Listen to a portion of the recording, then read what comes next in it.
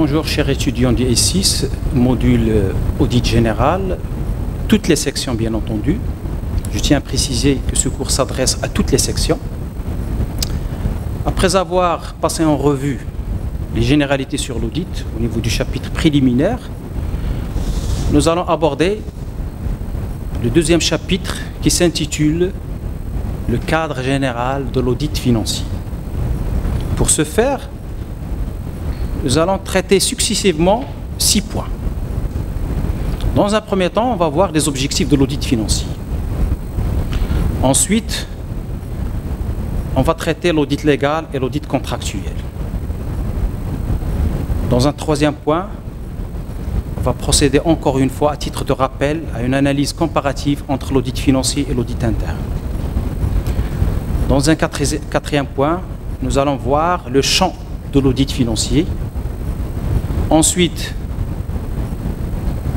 nous exposerons la nature d'une mission d'audit financier pour traiter enfin les responsabilités en matière d'audit financier. On va commencer par les objectifs de l'audit financier. Au niveau du chapitre préliminaire, nous avons déjà donné une première définition et même on a donné les objectifs de l'audit financier. Donc les objectifs de l'audit financier consistent à certifier la régularité et la sincérité des comptes. Bien sûr, ce qui renvoie à la fidélité des comptes ou l'image fidèle des comptes. Pour creuser encore, je dirais que l'audit financier est l'examen. Donc c'est un examen. On a dit au départ que l'audit c'est un examen. Il est effectué par une personne, par un professionnel compétent et indépendant. Compétent, c'est-à-dire il détient un diplôme d'expertise comptable et il a bien sûr des aptitudes. Indépendant, c'est-à-dire absence de lien avec l'audité et bien sûr non-immixtion dans la gestion, non-ingérence dans la gestion. En vue d'exprimer une opinion motivée sur la fidélité. Donc c'est quoi la fidélité? La fidélité, c'est l'image fidèle, il renvoie à la sincérité et à la régularité. Bien sûr, l'auditeur travaille avec, il fait référence aux lois, aux règlements, aux normes et usages applicables. Donc je lis la définition. L'audit financier est l'examen auquel procède un professionnel compétent et indépendant en vue d'exprimer une opinion motivée sur la fidélité avec laquelle les états financiers et les comptes d'une entité reflètent sa situation à la date de clôture et ses résultats pour l'exercice considéré par référence aux lois, règlements, normes et usages applicables à cette entité. On va essayer de décortiquer cette définition. On va essayer d'expliquer davantage cette définition. Donc, cette définition comporte les termes suivants. Examen professionnel, l'indépendance, une opinion motivée, la fidélité et bien sûr la référence. On va commencer par l'examen professionnel. Il se manifeste par l'utilisation d'une méthodologie, d'une démarche et des outils, des techniques et des outils, bien entendu. Donc c'est un examen professionnel. Pourquoi il est professionnel? Parce que l'auditeur va travailler avec des techniques, avec une méthodologie, avec une démarche, avec des outils.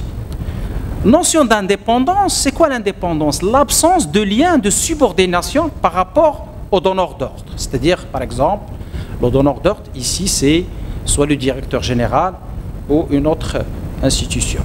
Au donneur d'ordre et la non-implication dans l'activité garantissant l'objectivité. Donc, qu'est-ce qui garantit l'objectivité? C'est l'absence de lien de subordination et la non-immixtion, la non-ingérence dans la gestion. L'opinion motivée, l'auditeur doit se baser sur des faits et non des impressions pour émettre son opinion et en apporter la preuve. La fidélité, c'est l'image fidèle, et elle renvoie à 2 mots-clés, c'est la sincérité et la régularité qu'on a expliqué dans le chapitre précédent. Par référence, bien sûr, on doit faire référence aux lois, aux règlements, aux normes et usages applicables. Une définition plus simple. Une définition plus simple, c'est quoi? Quels sont les objectifs de l'audit financier? Donc, il s'agit d'examiner, de faire un examen en vue d'exprimer une opinion motivée sur la régularité, la sincérité et la fidélité des comptes. Donc il y a toujours ces termes qui reviennent. Donc c'est quoi la régularité? De façon précise, la régularité, c'est la conformité à la réglementation et au texte législatif. C'est la conformité à la réglementation et au texte législatif. De quoi s'agit-il? Il y a la loi comptable, il y a le droit fiscal ou la loi fiscale, il y a le droit de société, il y a le code de commerce, il y a bien sûr les douanes et l'échange, il y a la réglementation de travail, réglementation de sécurité sociale, réglementation spécifique à certains secteurs comme les banques, les assurances, la loi relative à la concurrence, le code des obligations et des contrats, le code pénal des affaires. Voilà ce qu'on entend par la réglementation et au texte législatif. La sincérité, c'est que les documents comptables sont appuyés, enregistrés, sont appuyés par des pièces justificatives. Donc, il s'agit de fournir loyalement l'information comptable appuyée par des preuves. C'est quoi les preuves? Ce sont les pièces justificatives. Exemple de pièces justificatives, les factures, les bons de commande, les bons de réception, les bons de livraison, le bon d'achat, etc. Il y a plusieurs pièces justificatives. Et l'image fidèle, bien sûr, il intègre les deux. Donc, c'est quoi l'image fidèle? C'est la régularité plus la sincérité. Alors, en matière d'audit financier et comptable, on parle souvent d'assertion des états financiers ou les assertions de la direction. C'est quoi les assertions de la direction? Les assertions de la direction, ce sont les déclarations de la direction qui portent sur les états financiers qui devraient être, bien sûr, conformes et sincères. On parle également d'éléments probants. Vous prenez note, s'il vous plaît. C'est quoi éléments probants? Éléments probants, ce sont les informations collectées ou obtenues par l'auditeur et qui fondent son opinion. Ce sont les informations collectées par l'auditeur, ce sont les informations obtenues par l'auditeur, collectées par l'auditeur et qui fondent son opinion. Alors ces informations ils émanent d'où? Ils émanent soit de l'auditeur lui-même, soit de l'audité, soit des tierces. Donc ces informations émanent d'où? Soit ils émanent des audités, le sujet d'audit, soit de l'auditeur lui-même, soit des tierces, comme les clients et les fournisseurs. Quelle est la nature de ces informations? Ces informations peuvent avoir une nature documentaire. C'est quoi la nature documentaire? Ce sont les documents justificatifs ou les documents comptables. Les documents justificatifs, tout à l'heure on a parlé des pièces justificatives, et il y a les documents comptables, surtout les états de synthèse. Ils peuvent être également de nature visuelle. Ces éléments probants ces éléments qui prouvent, ils peuvent être également de nature visuelle, ils peuvent être également de nature orale. Donc c'est quoi les éléments probants? Ça c'est un concept très important en matière d'audit financier. Les éléments probants, ce sont des informations collectées et obtenues par l'auditeur qui fondent son opinion et également qui confirment des informations provenant d'autres sources. Qui confirment des informations venant d'autres sources. Donc qui fondent son opinion et qui confirment des informations venant d'autres sources. Comme je l'ai dit tout à l'heure, ces informations proviennent soit des audités, les sujets d'audit, soit de l'auditeur lui-même, soit des tierces. Quelle est leur nature? Soit une nature documentaire, par exemple, on peut avoir des documents comptables, des documents justificatifs ou des documents comptables comme les états de synthèse. Ils peuvent être de nature visuelle, on les a vus. C'est pour cela qu'on a dit l'audit, c'est un examen sur place, c'est-à-dire l'auditeur a vu. Il peut être de nature visuelle comme il peut être de nature orale, suite à une interview avec l'audité, par exemple. Voilà grosso modo deux concepts d'une extrême importance qu'il faut cerner, à savoir les éléments probants et les assertions de la direction. Je répète pour la dernière fois, les assertions de la direction, ce sont des déclarations de la direction qui portent sur les états financiers devant être conformes et sincères. Toujours dans le cadre des objectifs de l'audit financier. Et là, je vais parler les principes ou les objectifs, on les appelle également les objectifs détaillés des contrôles comptables.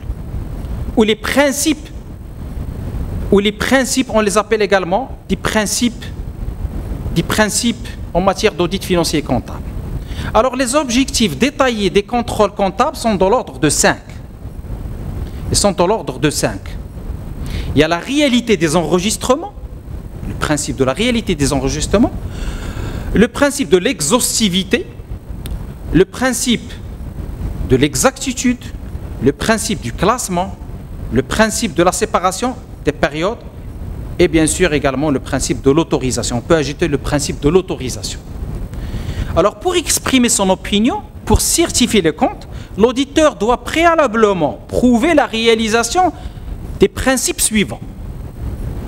La réalité, le principe de la réalité des enregistrements, c'est-à-dire les opérations comptabilisées ont eu lieu.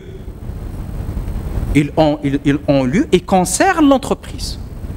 C'est quoi la réalité des enregistrements? C'est-à-dire les opérations comptabilisées l'ont été véritablement, réellement, l'ont été réellement et concernent l'entreprise.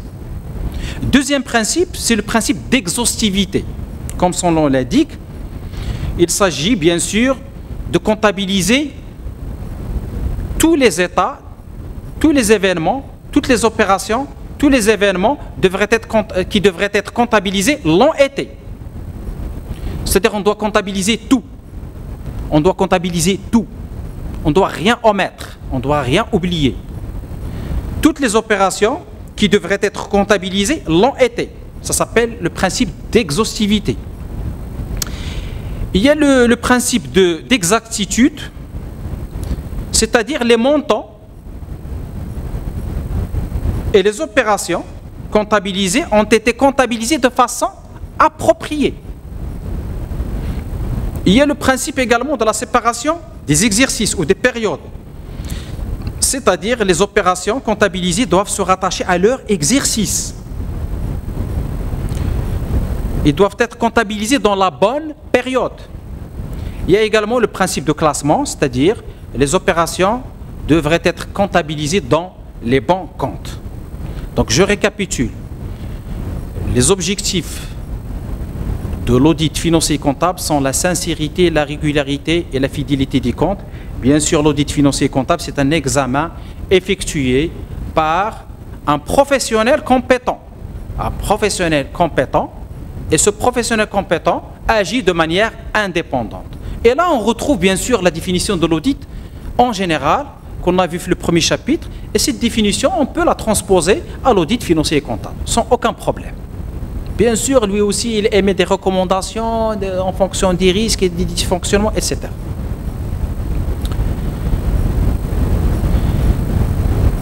Au Maroc, l'audit financier peut être divisé en deux types. Ce qu'on a déjà vu au Maroc, l'audit financier peut être divisé en deux types. Ce qu'on appelle la classification selon la loi. La classification de l'audit selon la loi qu'on a vu le premier chapitre. Il y a l'audit légal, il y a l'audit contractuel. Au Maroc, l'audit financier peut être divisé, scindé en deux types. Il y a l'audit contractuel, comme je l'ai dit le premier chapitre, non imposé par la loi et faisant l'objet d'un simple contrat entre l'auditeur et l'audité. Alors que l'audit légal, qu'on appelle également le commissariat aux comptes, il est défini par la loi, il est exigé par la loi et s'applique à toutes les sociétés qui sont obligées de nommer des commissaires aux comptes qu'on va voir tout à l'heure. Alors, quelles sont les sociétés qui sont obligées de nommer des commissaires aux comptes et quelles sont les entités qui désignent volontairement, c'est-à-dire volontairement, donc ce n'est pas obligé. Alors les sociétés qui sont obligées de par la loi de nommer, on dit nommer ou dit désigner, on ne dit pas recruter. Recruter, on recrute un auditeur interne, mais on ne recrute pas un commissaire aux comptes ou là un auditeur légal. Alors les entités obligées de désigner un commissaire aux comptes, il y a tout d'abord les sociétés de capitaux. Elles sont obligées, notamment la société anonyme et la société commandite par action. Donc l'abréviation SA, c'est société anonyme. SCA, c'est société commandite par action.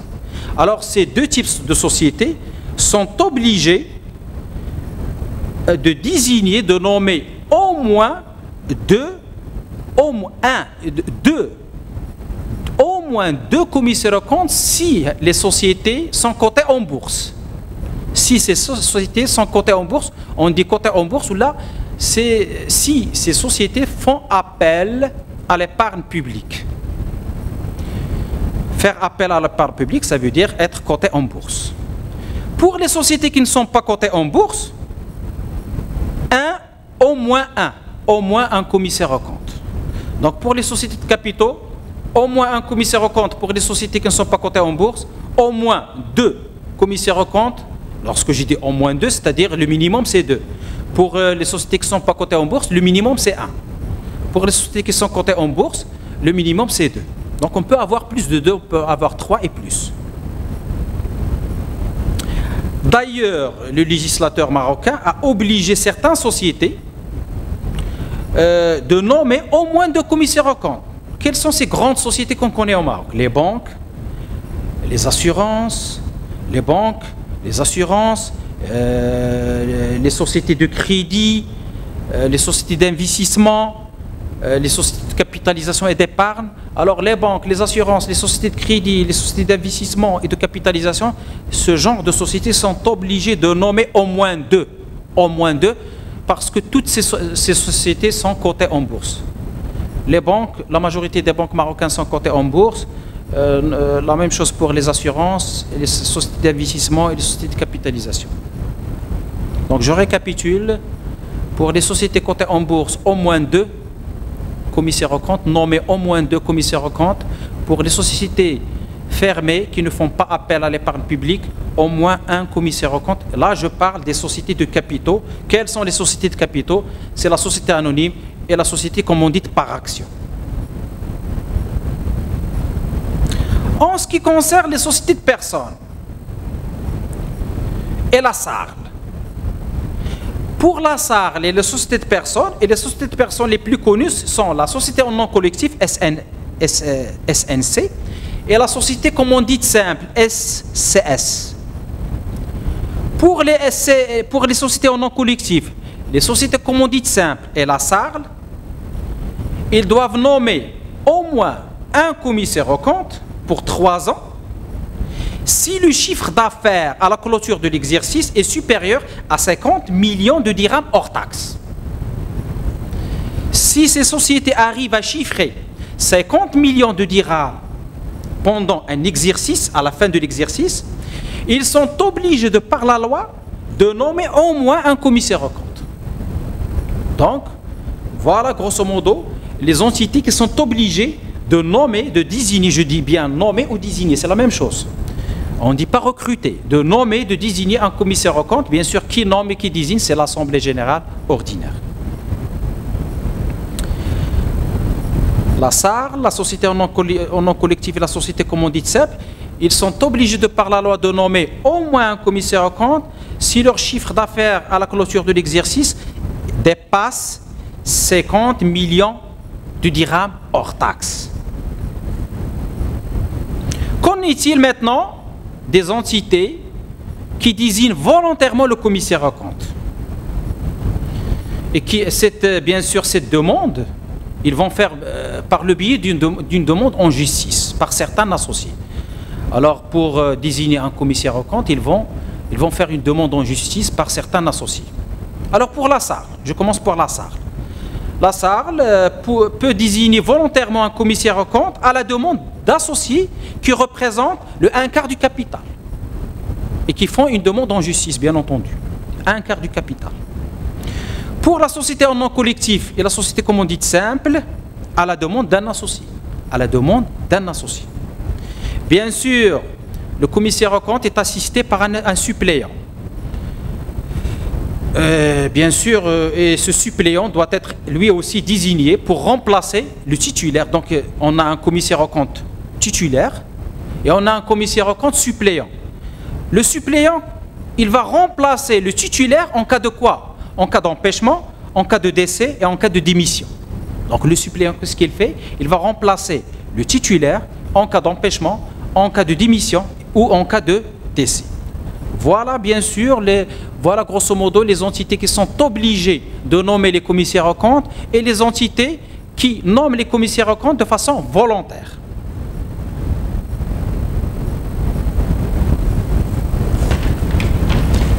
Très bien.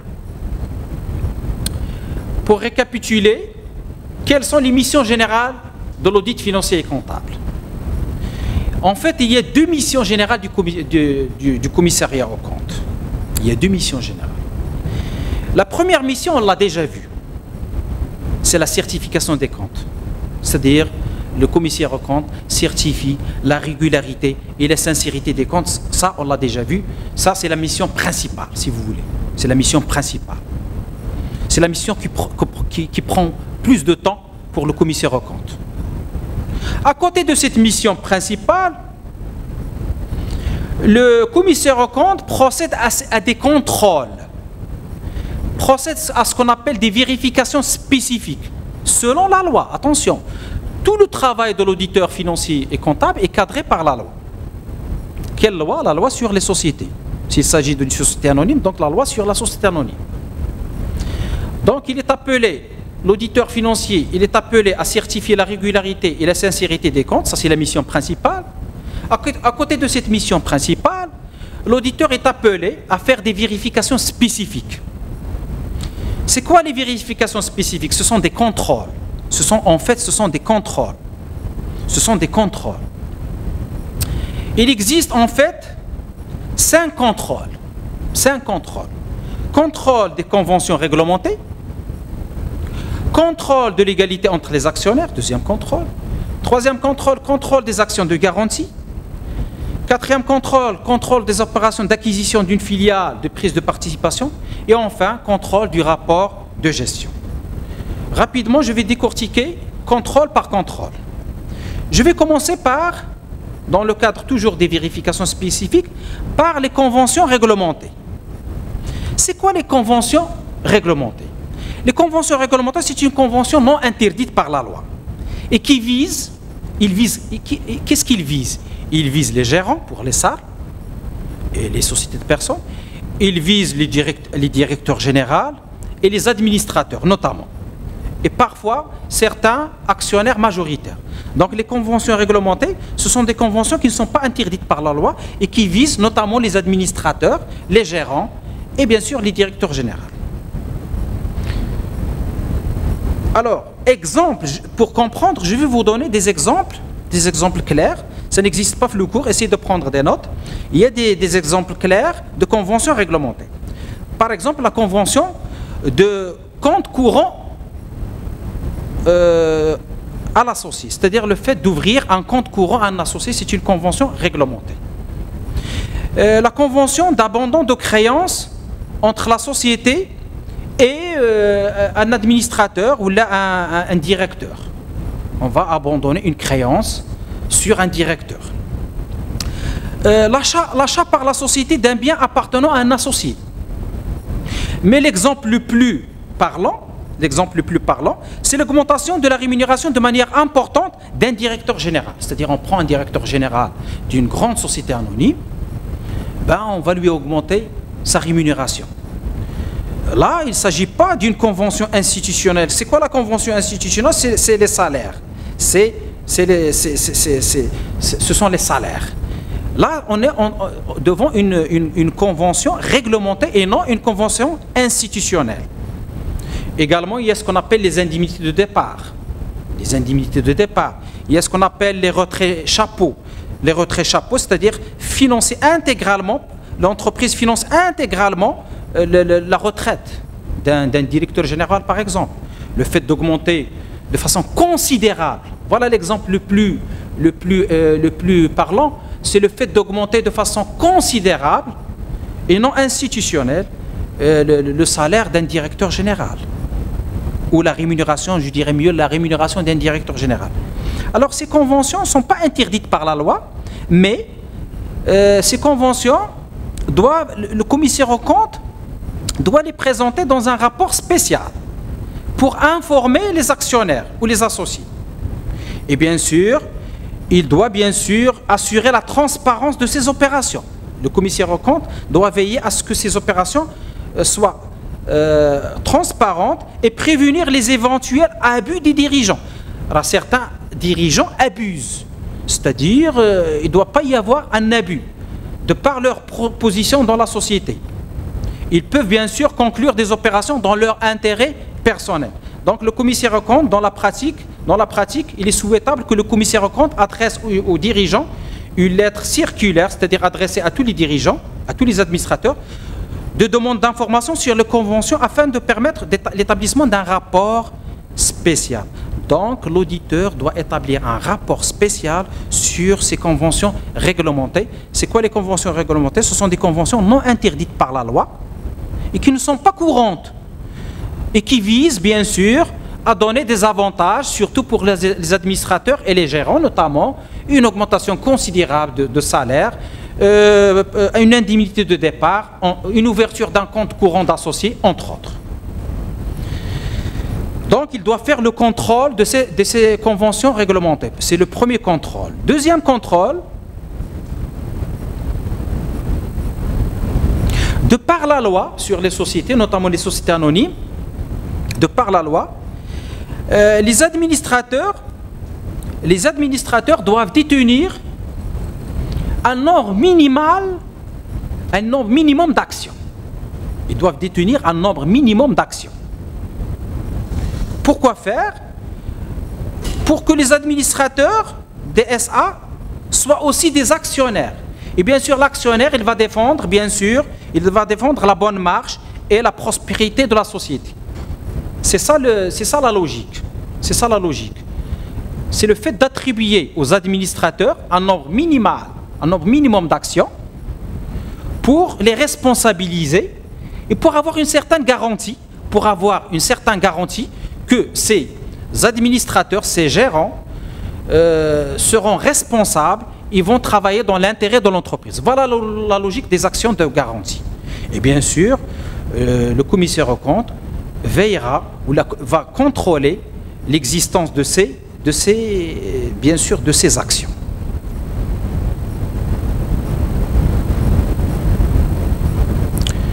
Troisième contrôle opéré par le commissaire aux comptes, il doit veiller à ce qu'il y ait égalité entre les actionnaire. Donc le commissaire aux comptes s'assure du respect de l'égalité entre les actionnaires. Il doit faire attention à ce que il doit faire attention au cas suivant. Au cas suivant qui constitue une rupture de l'égalité. Quels sont ces cas? Avantages particuliers, suppression des droits de vote, répartition des dividendes non conformes aux dispositions statutaires. Surtout le vote et la répartition des dividendes et des avantages particuliers. Donc il doit veiller à ce que tous les actionnaires soient traités de manière égalitaire en matière de distribution des dividendes, en matière de vote et en matière d'avantages particuliers. Autre vérification spécifique opérée par le commissaire aux comptes, il va contrôler le rapport de gestion. Il va faire un rapprochement. Il va comparer le rapport de gestion avec les états de synthèse qu'il a établi lui-même. Alors le rapport de gestion, il est établi bien sûr par le conseil d'administration, par les administrateurs. Il doit bien sûr, le commissaire aux comptes vérifier la sincérité et la concordance avec les états de synthèse des informations données dans le rapport de gestion. Donc, ce qui existe dans le rapport de gestion doit bien sûr être conforme à ce qui existe dans les états de synthèse, le bilan et le CPC, établis bien sûr par le commissaire aux comptes. Et enfin, bien sûr, il doit contrôler les opérations d'acquisition d'une filiale. C'est quoi une filiale? Lorsqu'une société A détient plus de 51% dans la société B devient filiale de la société A. Donc, si vous voulez, là, il peut même agir sur la gestion de la société B. Il peut influencer la gestion de la société B. Il doit bien sûr contrôler les prises de participation et de contrôle. Tout ceci, bien sûr, il doit le mentionner dans son rapport. Donc, pour récapituler, quelles sont les missions du commissaire aux comptes? Les missions du commissaire aux comptes, je reviens à ce diaporama. Alors, le commissaire aux comptes, les missions générales du commissaire aux comptes sont tout d'abord la certification des comptes annuels, ce qu'on a déjà vu, Et ensuite, la vérification spécifique selon la législation. Donc, il est appelé à faire des contrôles. Il y a 4 types de contrôles. Donc, contrôle des conventions réglementées, contrôle des actions de garantie, contrôle de l'égalité entre les actionnaires, contrôle des opérations d'acquisition d'une filiale de prise de participation et enfin, contrôle du rapport de gestion.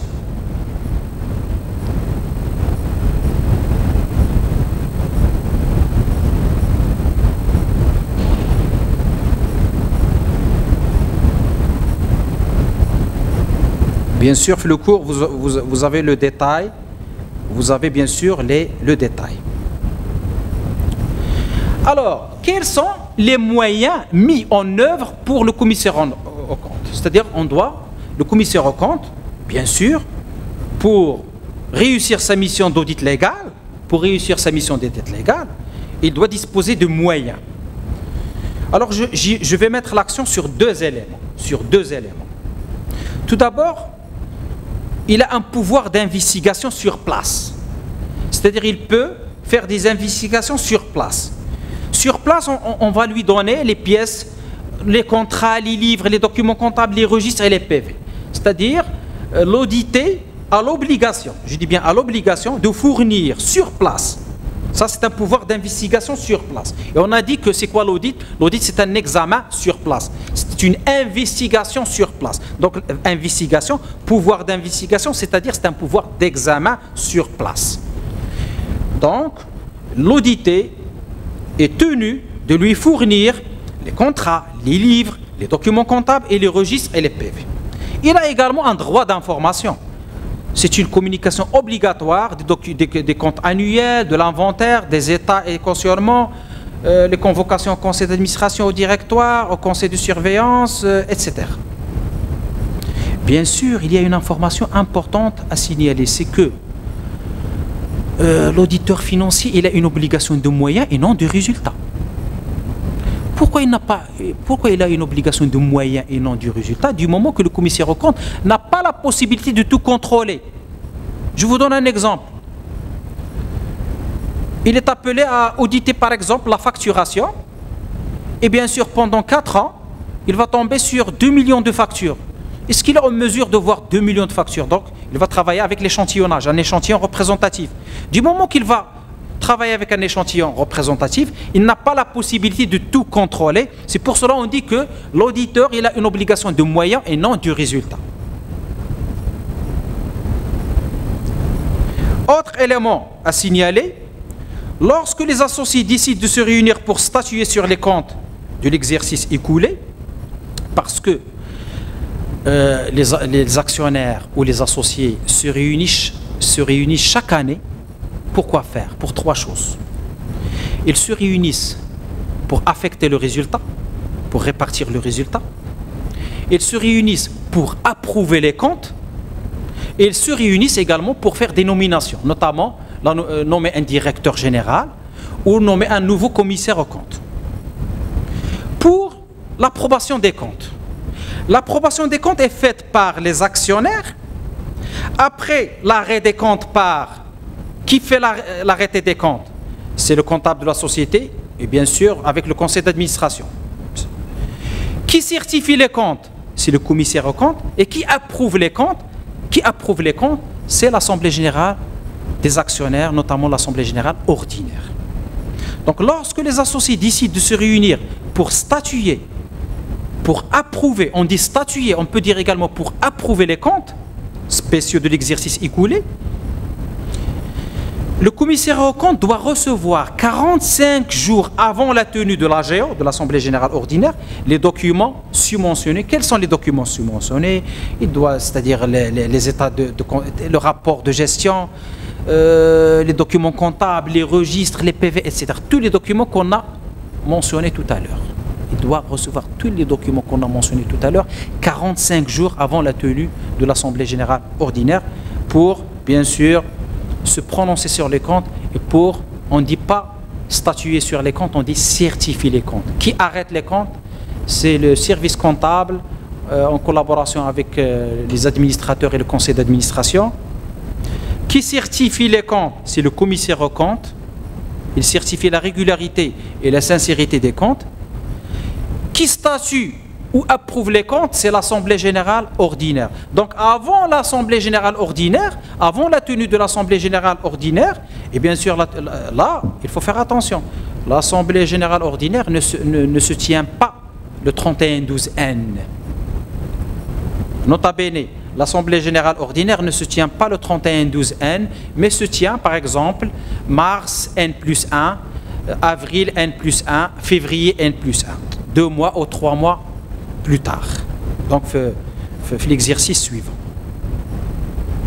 Mais, même si l'Assemblée générale se tient par exemple N+1, il se tient N+1 pour statuer et pour approuver les comptes de N. C'est pour cela le commissaire aux comptes doit recevoir 45 jours avant la tenue de l'AGO toute la documentation, toute la documentation disponible pour certifier les comptes. Et bien sûr, les actionnaires vont statuer sur les comptes sur la base de la certification du commissaire aux comptes. Maintenant qu'on a cerné l'audit financier et comptable, ses objectifs, etc., on va nous pencher maintenant sur l'audit contractuel, encore appelé en France révision comptable. Et même certains auditeurs financiers au Maroc l'appellent toujours révision comptable. Donc si vous entendez révision comptable, ça veut dire tout simplement audit contractuel. Donc l'audit contractuel, ce n'est pas un audit obligatoire. Il n'est pas fixé par la loi. Donc il est volontaire. Il s'opère de façon consensuelle, de façon volontaire entre l'auditeur et l'audité selon un contrat. Pourquoi on l'appelle audit contractuel? Parce qu'il s'agit d'un contrat entre l'auditeur et l'audité. C'est pour cela qu'on l'a appelé contractuel. Il se base sur un contrat. Et on l'appelle également révision comptable. La révision comptable peut se définir comme étant la vérification approfondie des valeurs et des documents comptables. C'est-à-dire les sociétés qui ne sont pas obligées de nommer des commissaires aux comptes, un commissaire aux comptes, peuvent recourir à l'audit contractuel. C'est le cas de beaucoup de sociétés, ici FS, qui recourent au moins une fois par an, à l'audit contractuel pour justement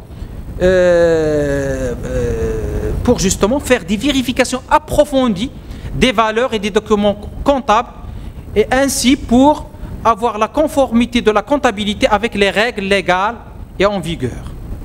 Bien sûr, il s'agit de s'assurer que les opérations ont été correctement comptabilisées. Des exemples: vérifier toutes les charges enregistrées, de rattacher les charges à leur exercice, calculer les charges constatées d'avance, mettre en place les provisions s'il y a lieu, les amortissements, vérifier les soldes comptables avant d'éditer le bilan.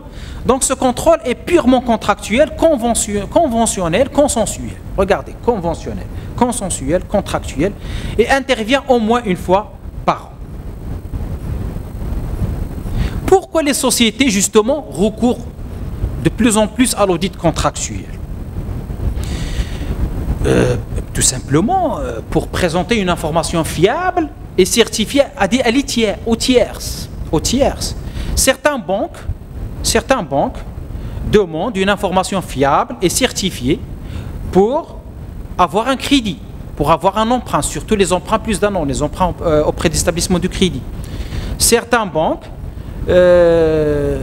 demandent une information fiable et certifiée de la part d'un expert comptable. Là, on ne parle pas de commissaire aux comptes, attention, parce que le commissaire aux comptes, il est fixé par la loi. C'est pour surtout les sociétés de capitaux et certaines sociétés. Là, c'est volontariat, c'est consensuel, bien sûr, c'est pas obligatoire.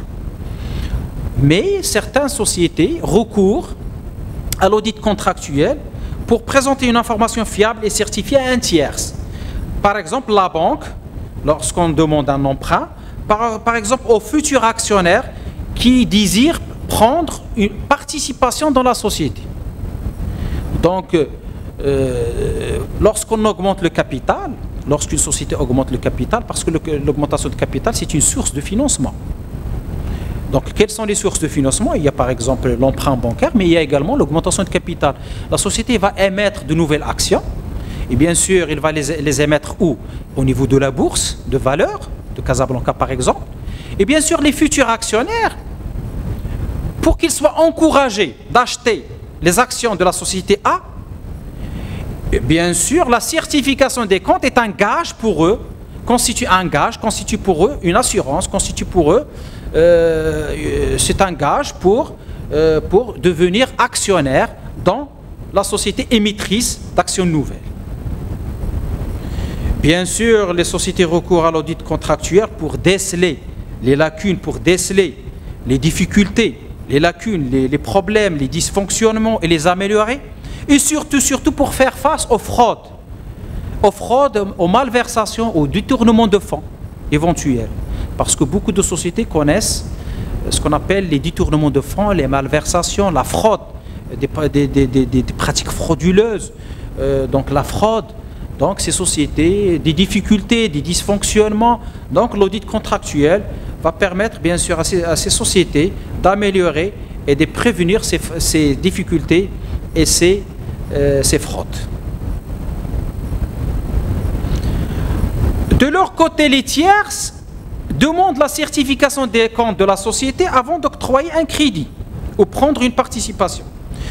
Donc, quel est le fondement théorique de l'audit contractuel? C'est le contrat. Le fondement théorique de l'audit contractuel, c'est le contrat par lequel l'auditeur et le client définissent par écrit ou lettre de mission. On l'appelle également synonyme de contrat, c'est lettre de mission. Leur obligation réciproque.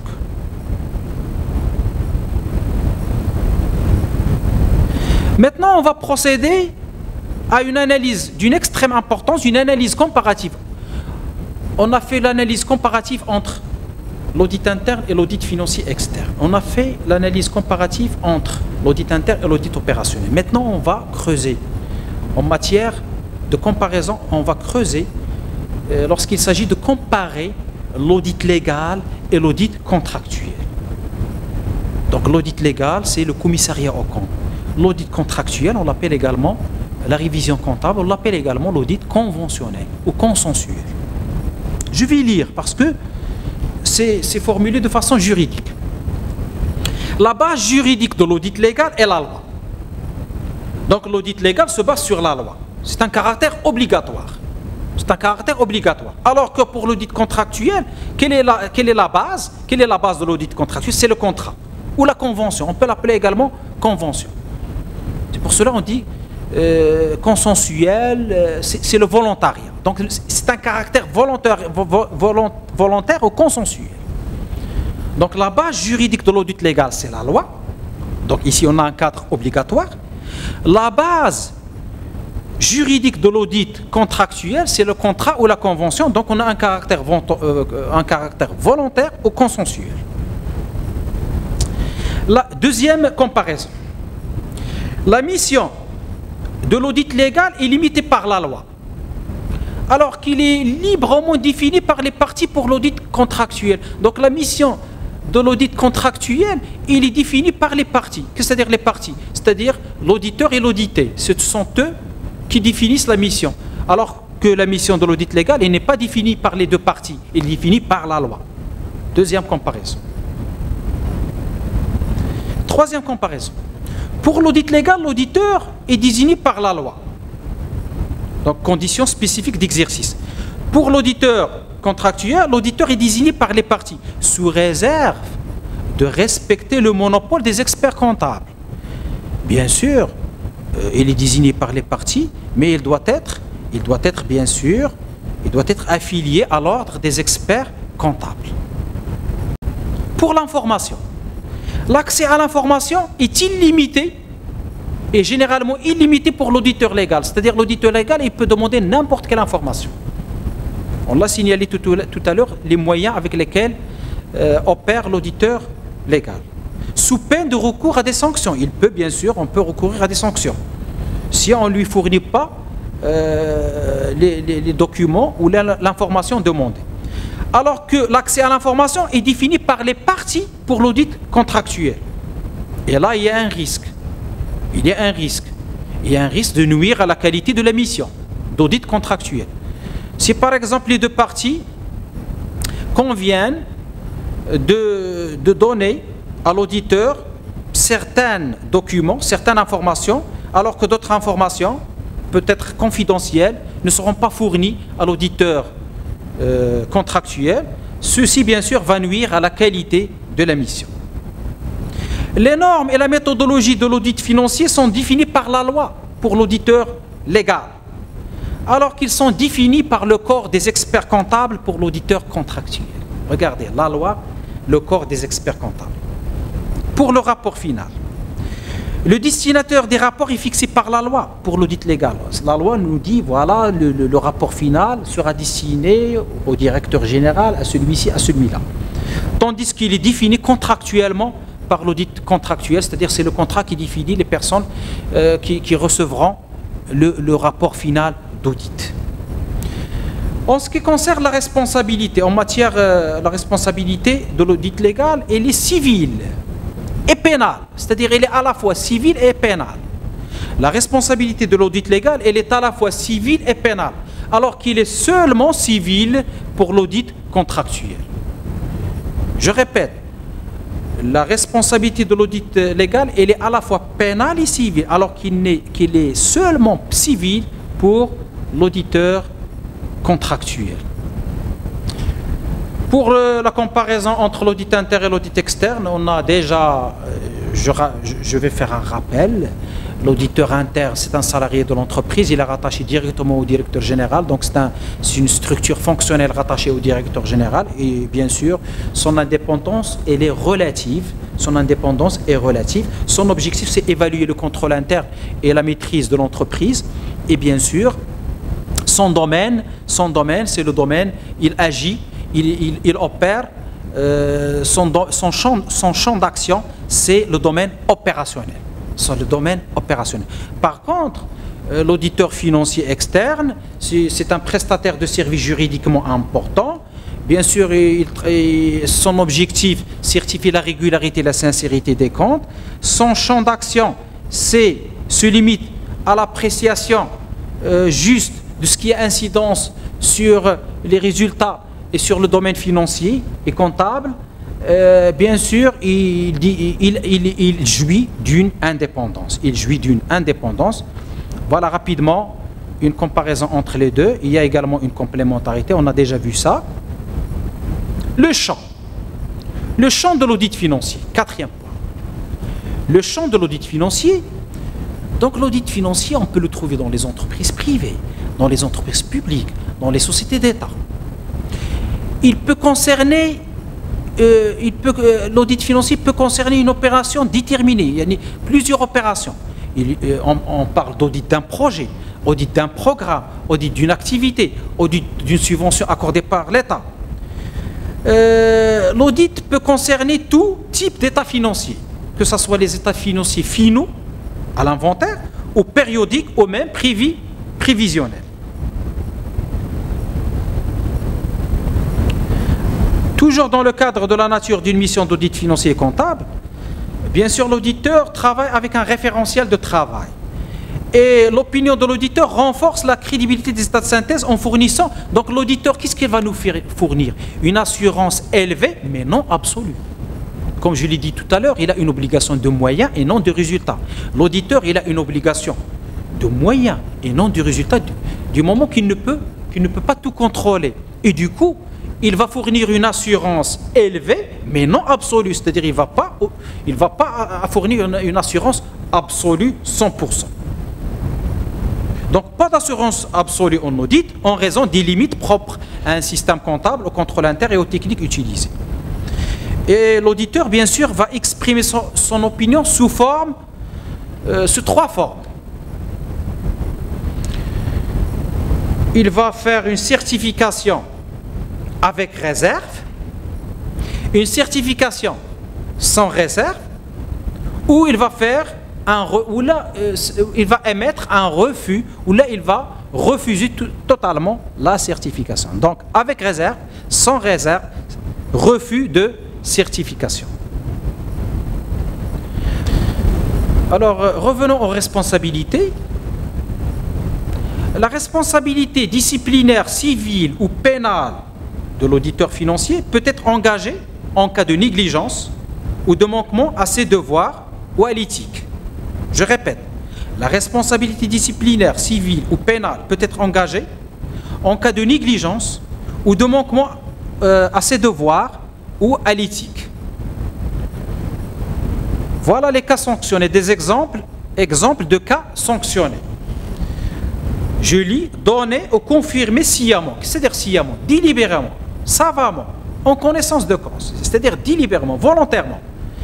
Il donne sciemment des informations mensongères, c'est-à-dire mensongères, c'est-à-dire des informations erronées, des informations fausses, fictives, sur la situation de la société. Dans ce cas-là, il doit être sanctionné. S'il donne une information de façon délibérée, volontaire, il donne de façon volontaire des informations mensongères, erronées, fictives, fausses. S'il ne révèle pas aux organes de l'administration, au directoire, des faits qui lui paraissent délictueux, c'est-à-dire délictueux, des faits qui sont illégaux, qui sont fautifs, qui sont interdits.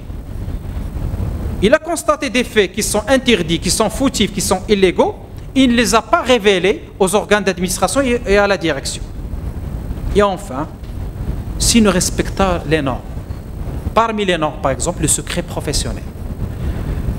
Les grandes sociétés anonymes, ils ont des secrets professionnels, des secrets. Si l'auditeur divulgue ce secret, il devrait être sanctionné. Voilà grosso modo ce qu'il en est pour ce deuxième chapitre qui traite le cadre général de l'audit financier et comptable. Bien sûr, on a commencé par donner les objectifs de l'audit financier et comptable, et là on a mis l'accent sur la fidélité des comptes, mais on a mis l'accent également sur les vérifications spécifiques. Et puis par la suite, on a procédé à une analyse comparative entre l'audit légal et l'audit contractuel. C'est une analyse pertinente, très importante.